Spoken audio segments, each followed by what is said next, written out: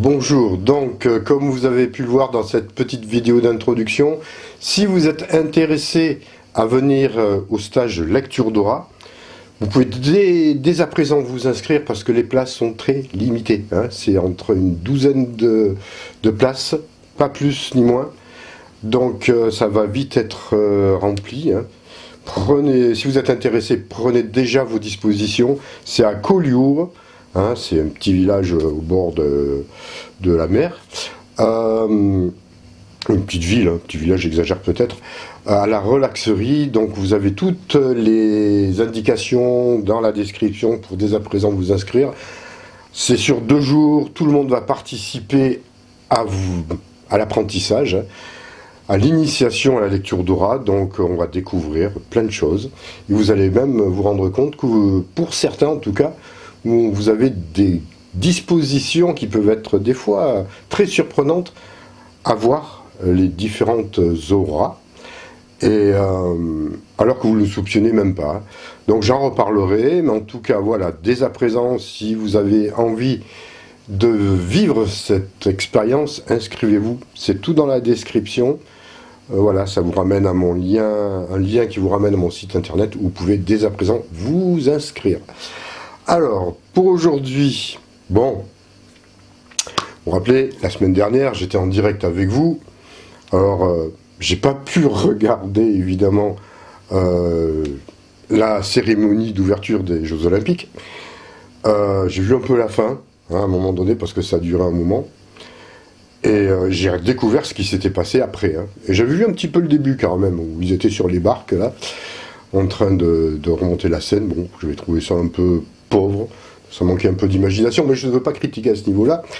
C'est ce que j'ai découvert par la suite, qui a choqué à peu près le monde entier d'ailleurs, sous couvert de faire croire que ça avait été une cérémonie fabuleuse. On a vraiment pu constater à quel point, mais c'était une manipulation, je sais pas, bon, je veux pas dire, oui, vraiment une manipulation, quelque part même une forme de provocation, et surtout de très très mauvais goût, mais fait volontairement, bien évidemment, qui n'a aucun rapport avec l'esprit olympique d'ailleurs. Voilà, la fameuse scène, alors il y en a qui disent que c'est la table de Jupiter, mais historiquement, ça colle pas. Hein. Il me semble que la fameuse scène du repas de Jupiter, je ne me rappelle plus si c'est Jupiter ou Zeus, je ne me rappelle plus cette histoire, mais c'est après la scène, ça aurait été créé après, donc en fait, c'est bien la scène de Jésus qui a été lamentablement parodiée, quoi. Et je ne comprends même pas le sens, mis à part peut-être blesser certaines personnes, puis aussi, oui, c'est vulgaire, quoi. Enfin, c'est moche et vulgaire. Je ne comprends pas trop, à part vouloir vraiment donner une image qui n'est pas celle de la France, en tout cas, même celle de beaucoup de personnes. Bon, enfin, je sais que vous êtes la plupart d'entre vous, ou d'entre nous, sommes d'accord sur le fait que c'est vraiment amener, comment dire, à casser ce qu'il y a de beau, vous voyez. Moi, j'ai rien contre les drag queens, j'ai rien contre, comment dire, transformistes, enfin, je sais plus comment on appelle ça, là. Vous voyez, à l'époque, il y avait Michou, hein, qui était à Paris, celui-là qui tenait des boîtes comme ça. Bon, ben, c'était dans un cadre particulier, c'était des spectacles, c'était du spectacle, c'était même de l'autodérision. C'était, voilà, il y avait eu, à mon époque, il y avait eu La Cage aux Folles en tant que film, on rigolait, mais c'était de l'autodérision aussi, c'était de l'humour. Là, récemment, j'ai regardé un film où j'ai vraiment bien rigolé. C'était Poltergeist, pas Poltergeist, Poltergeist, ou une histoire de fantôme qui hante une boîte de nuit, quoi. À l'époque des années 80, ou 70, je pense, même plus. Bon, c'est de l'humour, tout ça. Ça peut faire rire. Voilà. Quand c'est comme ça, il n'y a aucun souci, il n'y a pas de problème. Mais là, c'est pas le cas. On a bien vu que là, c'est essayer de faire entrer des nouvelles normes qui ne sont pas qui ne sont pas naturels, on va dire, quelque part, qui sont que de la provocation, et puis surtout, du mauvais goût, c'est pas beau. Quand est-ce qu'on va créer quelque chose de beau? Retrouver le beau, la notion de beau, hein, de beauté, dans des spectacles, dans des œuvres. Là, on a vu de tout et n'importe quoi depuis ces dernières années. Hein. Des sculptures qui n'en sont même pas, des représentations... enfin, bon, je ne vais pas rentrer dans les détails, vous les avez connus, hein, à peu près un peu partout. Mais tout ça, c'est pour vraiment amener les gens à une espèce de... Je ne tire pas de déchéance, mais de... Comment on appelait ça à l'époque ouais, je suis un peu fatigué parce qu'il fait très chaud, j'ai du mal à trouver mes idées. Et en plus, je suis un peu... avec la clim et tout, j'ai un peu attrapé un gros rhume. Bon, c'est un peu la fin, mais quand même. Mais il y avait des termes que j'oublie. Enfin, vous voyez, quand une espèce de régression, de décadence, voilà, c'est le mot que je cherchais. Alors que c'est faux. Nous ne sommes pas en décadence. C'est ces êtres-là qui nous gouvernent, qui veulent nous amener à ça. À nous faire trouver quelque chose de beau, quelque chose qui est laid. Et je n'ai rien contre... comment dire... J'ai rien contre personne. Hein. Comme je vous l'ai dit, c'est pas qu'une communauté, d'ailleurs, il y a même... Donner des communautés, comme dire, oui, on parle de la communauté LGBT, tout ça, mais pourquoi une communauté Il n'y a pas besoin encore de créer des communautés. Chacun est libre de faire ce qu'il veut sans forcément créer une communauté. Vous voyez, c'est toutes ces séparations qui sont faites, après, ça, puis cette histoire de wokisme aussi, de woke, là. Enfin, bon, c'est une aberration, tout ça, qui est voulu par des êtres qui, on les connaît, hein, qui veulent vraiment nous mettre une forme de décadence, de baisser, nous faire tirer vers le bas, alors qu'on doit retrouver quelque chose de beau. N'empêche. Vous voyez, il n'y a pas de souci à ce niveau-là. Après, je regardais aussi le spectacle vers la fin. Non, mais j'ai vu des choses hallucinantes, hein, j'avoue. Mais c'était un grand n'importe quoi, cette cérémonie, quoi. Mais franchement, de peu que j'ai vu, parce que je ne l'ai pas regardé en entier, parce que je n'ai pas envie. Mais bon, vous l'avez tous constaté à peu près. Alors, il y a sûrement eu des choses belles, hein, je ne dis pas. Parce que dans le tas, il y a peut-être certains réalisateurs qui n'étaient pas tous les mêmes, qui ont fait quelque chose de bien. Et le spectacle final, par exemple, sur la Tour Eiffel avec les lasers, là, alors c'était bien, oui, je trouvais sympa, un peu longuiné, j'ai trouvé un peu, parce que je m'attendais à ce qu'il y ait un peu plus de diversité, mais c'était un spectacle qui était uniquement fait pour la télé. Vous le preniez sous un autre angle, les gens qui étaient ailleurs, ils ne voyaient rien du tout de ça. Donc ces spectacles, comme on dit, ouais, c'est comme, je ne sais plus qui c'est qui a dit ça, c'est digne de l'Eurovision, quoi. La qualité de l'Eurovision. Rappelez-vous ce que c'est que l'Eurovision. Là, c'est la même chose, l'Eurovision. C'est la même énergie qui balance. Hein. C'est du très mauvais goût. Bon, après, oui, bon, ce spectacle à les lasers, pour ceux qu'on voyait à la télé, c'était pas mal, ouais, c'était pas mal. Après, on ne va pas dire que c'était non plus extraordinaire, le spectacle du siècle. Hein. Bon, après, chacun ses goûts. Mais là, entendons-nous bien sur les messages qu'ils veulent nous instaurer, là, depuis un moment. Ça n'a rien à voir, c'est pas ça, la vie, quoi. Il n'y a rien de beau, il n'y a rien de vrai en plus. Ils ne représentent personne, ce genre de spectacle, ne serait-ce que du très très très mauvais goût. Enfin voilà, après ça n'empêche pas que bon, les jeux ont commencé, les gens font le sport, voilà, font leur compétition. Ça, j'ai rien contre les Jeux Olympiques en eux-mêmes. Hein. Bien évidemment, moi j'aime beaucoup le sport aussi, même si j'en fais plus depuis un petit moment, parce que je suis plus en... voilà, j'aimerais bien en faire, mais... Voilà. Bon, voilà, là je passe un peu, mais j'aime beaucoup le sport, j'en ai fait beaucoup quand j'étais jeune, beaucoup moins maintenant, mais ouais, j'ai rien contre, il y a des belles compétitions, pourquoi pas. Après, l'esprit de compétition, voilà, on peut toujours, comment dire, avoir une opinion là-dessus, hein, ben, vous voyez, il y a quand même un sentiment un peu d'ego, peut-être, vous voyez, c'est moi le meilleur, c'est moi qui ai la meilleure. Bon, après, voilà, peu importe, moi je rentre pas dans des jugements de valeur de ce style-là. Je trouve qu'il y a des choses qui sont belles aussi dans le sport. Évidemment, j'aime bien regarder des fois voilà, du sport. Pas toutes les compétitions, mais il y en a certaines que j'aime. Donc là, je ne remets pas en question tout ça. Mais après, j'ai bien... il y a aussi, ça, tout le monde n'a pas parlé, mais c'est qu'ils ont dépensé plus d'1,5 milliard, je crois, d'euros pour rendre, soi-disant, la Seine non polluée. Et puis, en fait, elle est polluée. Bon, ça, j'y ai jamais cru. Hein. Par contre, je dis, on ne dépollue pas comme ça.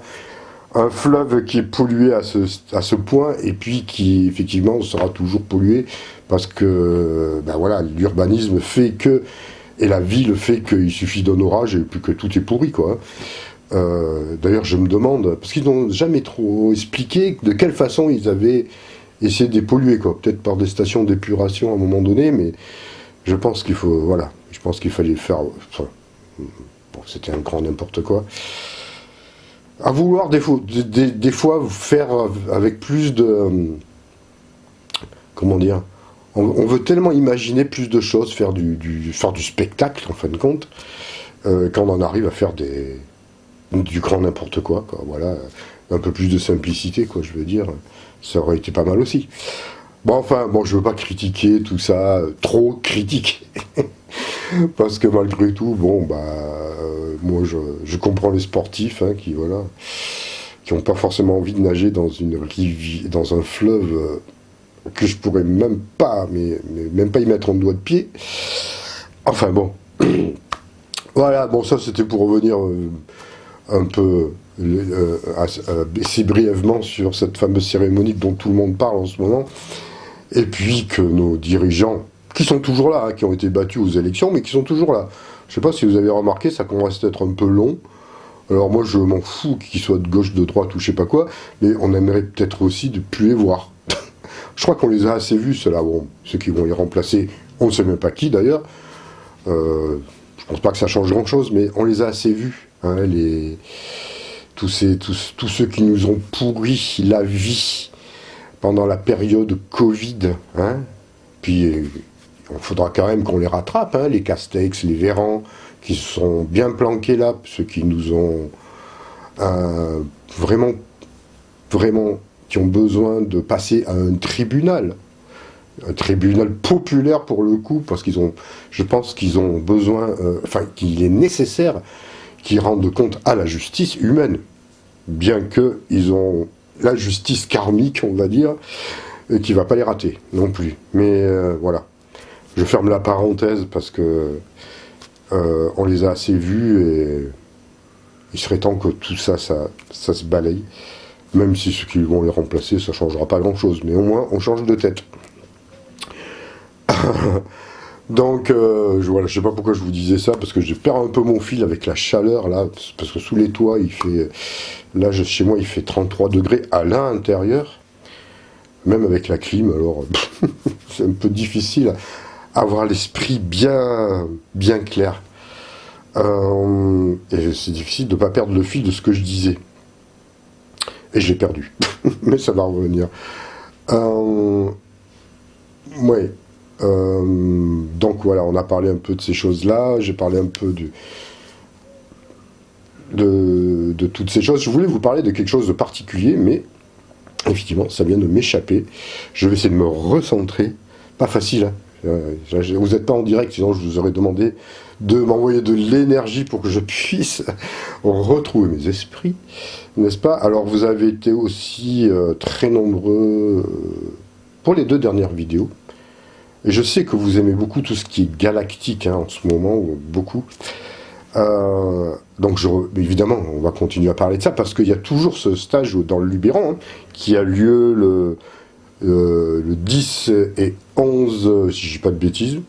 Oui, je crois que c'est ça, le 10 et 11 août. Et vous pouvez toujours venir, hein, il y a toujours de la place, hein, la salle est grande. Hein.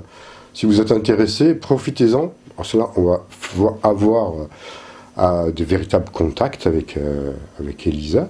Donc on vous transmet ça, on en a déjà parlé, mais j'insiste là-dessus parce que quand je vous parle de ça, c'est vraiment sérieux ce que je vous raconte.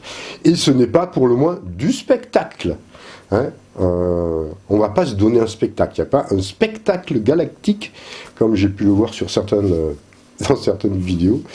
On ne se donne absolument pas en spectacle. C'est vraiment du sérieux, du profond, du spirituel et du concret aussi.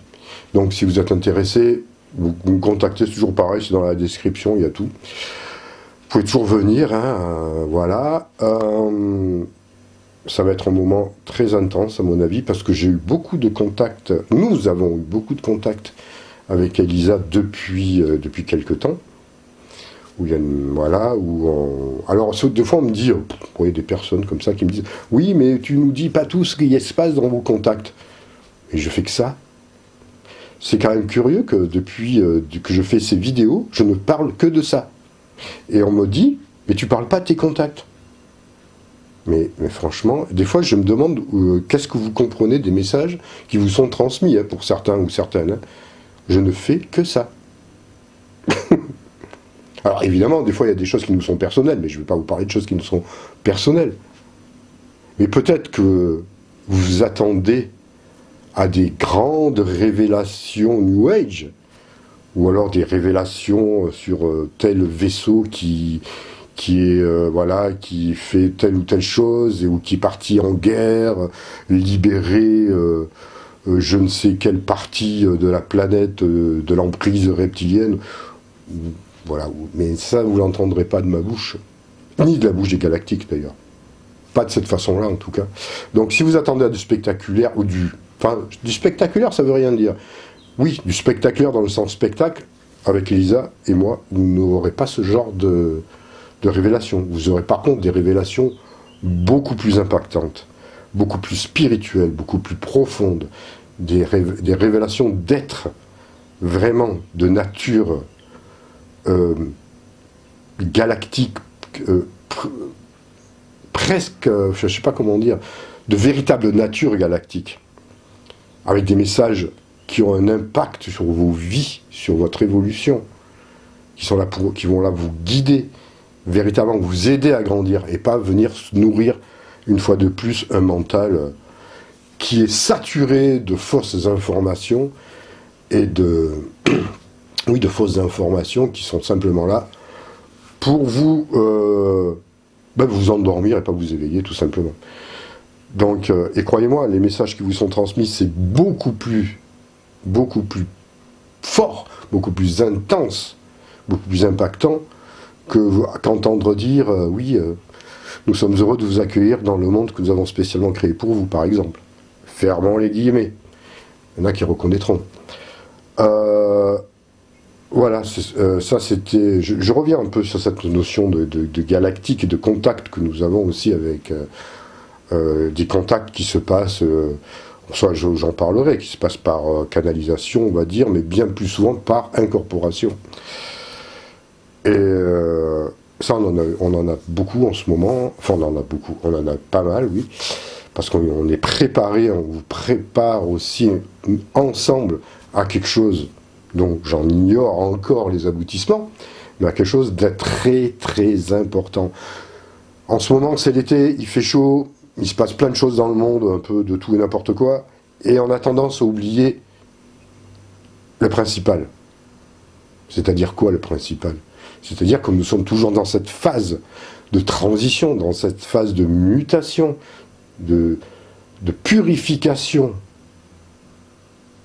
où on change de paradigme, où on change d'énergie, on change de vibration, on passe vers la 5D, on transite là, hein, on est à cheval entre la 3, la 4e dimension, etc. On bouge là, on est en pleine mutation. Ça, on l'oublie, hein. Je suis sûr qu'il y a beaucoup d'entre nous qui l'avons oublié, ça. Hein, on perd conscience, on s'endort. Hein, en plus, on est endormi par des messages, comme je vous l'ai dit, complètement faux, de la fausse lumière. Ou alors on est endormi par tout ce qui se passe à côté. Donc tout ça, il va... voyez, et par contre, les galactiques, les êtres de l'Alliance, la véritable Alliance galactique, la véritable Fédération galactique, il n'y en a pas 36, hein, il n'y en a pas 50, il n'y en a qu'une. Elle est là. Elle ne nous oublie pas. Elle voit ce qui se passe sur cette planète. Elle voit un peu, oh là, il y en a qui sont en train de s'endormir là. Il faut un peu les secouer, parce que c'est pas le moment de se prendre encore, de faire la sieste. En tout cas, vous pouvez faire une petite sieste, mais juste pour aérer votre esprit et après être beaucoup plus vif et vigilant. Donc, faut pas qu'on perde de vue tout ce qui se passe en ce moment, c'est très très important. Parce qu'il va se passer encore plein de choses, bien évidemment, beaucoup de choses importantes, des changements, des transformations comme vous l'avez jamais auparavant vécu. Nous rentrons dans de l'inédit. tous les événements que nous allons vivre, même que nous vivons actuellement, ou que nous avons déjà vécu, tous les événements à vivre sont de l'inédit. Ce sont des choses que vous n'avez jamais vécues auparavant. Donc il faut s'y préparer aussi. Après, des fois, j'entends aussi des messages. Oui, mais ça fait 40 ans qu'on entend le même message. En fait, voilà, il se passe jamais rien. Ben là, c'est toujours pareil. C'est que là, vous avez autre que des œillères. Là, vous avez un bandeau devant les yeux. C'est vrai que ça fait 40 ou 50 ans qu'on reçoit ces messages. Mais pourquoi? Quand on voit la difficulté, déjà quand vous en recevez quelques-uns actuellement, quand nous en recevons actuellement quelques-uns, on a du mal à les intégrer parce que ça rentre d'une oreille, ça repart de l'autre. Pas étonnant qu'ils s'y sont pris 50 ans en avance pour pouvoir nous préparer à ce qui se passe maintenant. Hein.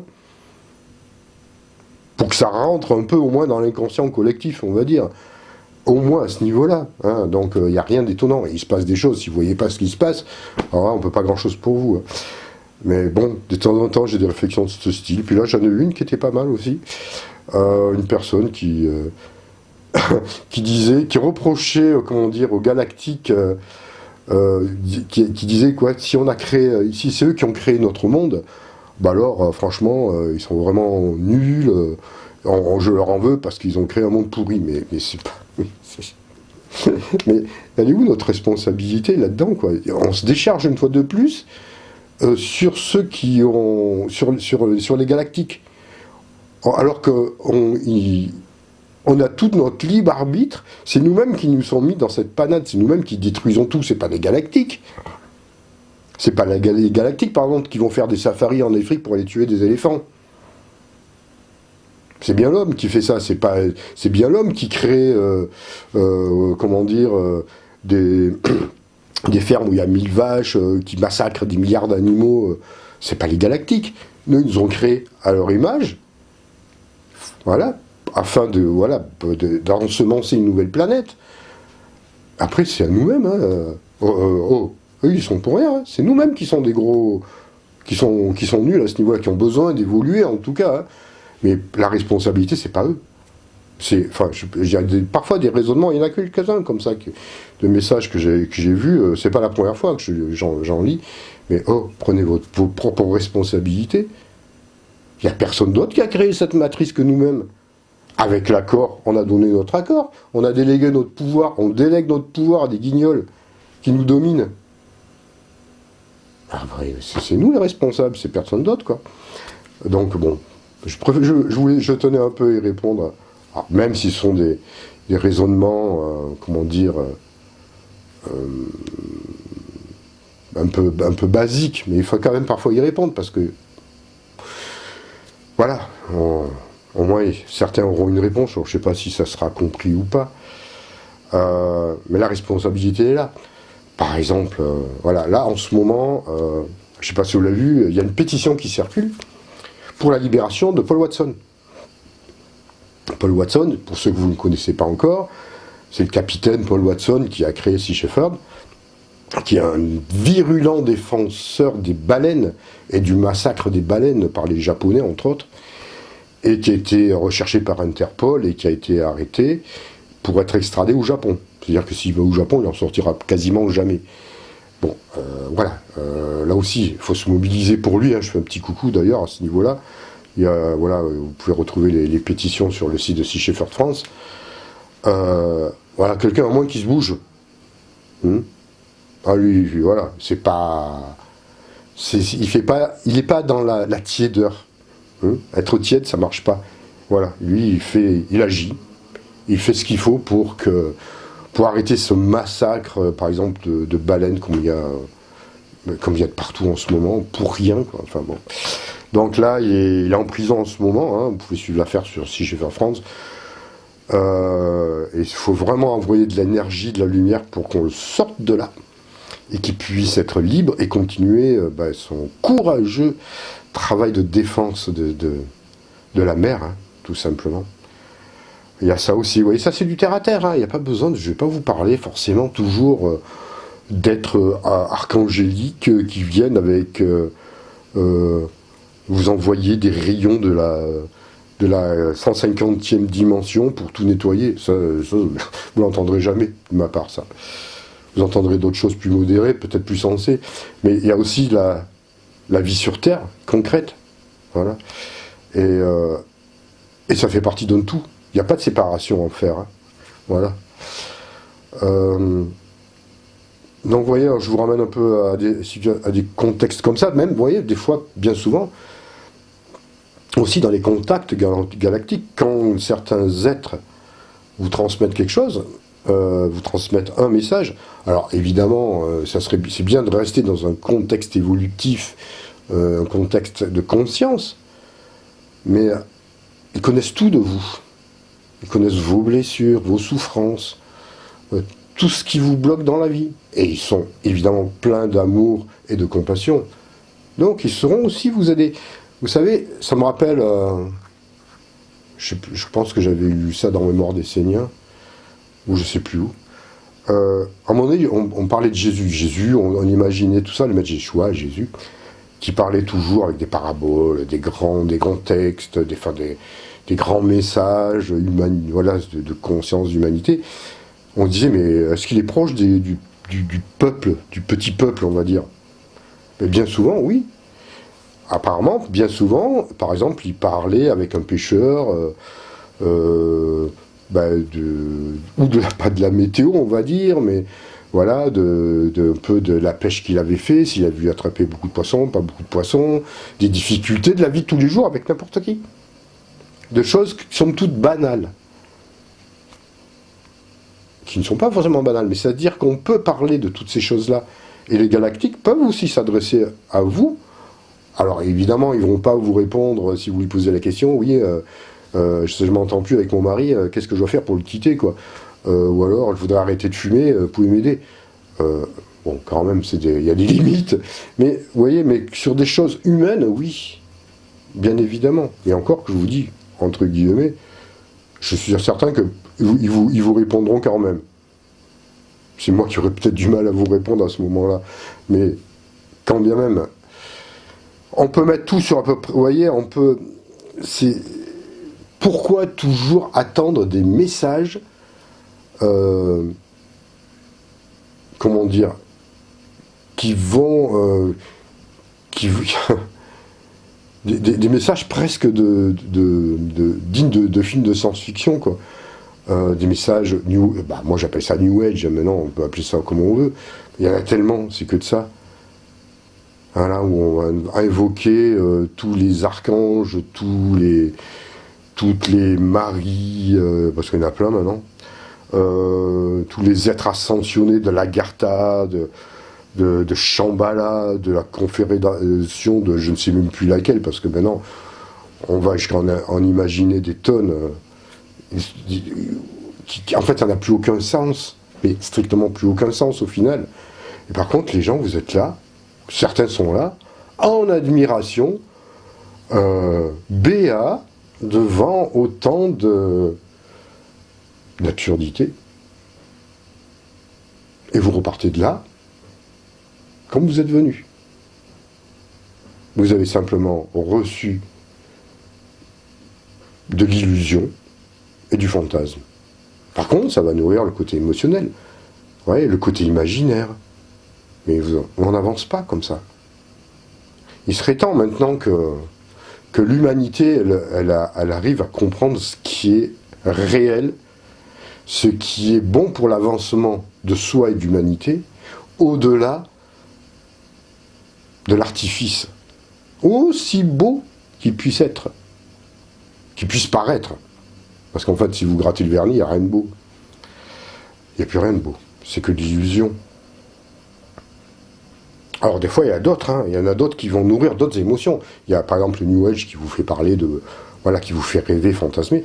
Puis il y en a d'autres qui vont nourrir, par exemple des énergies un peu de combat, de soi-disant, de combat, d'opposition ou de vengeance. Ils vont dire oui, voyez, rassurez-vous, maintenant il y a des armées de l'Alliance. Les armées de l'Alliance, je ne connais pas, ça n'existe pas. On va dire, il y a des armées de l'Alliance, des soldats de l'Alliance, Soyons victorieux, nous avons bouté l'ennemi.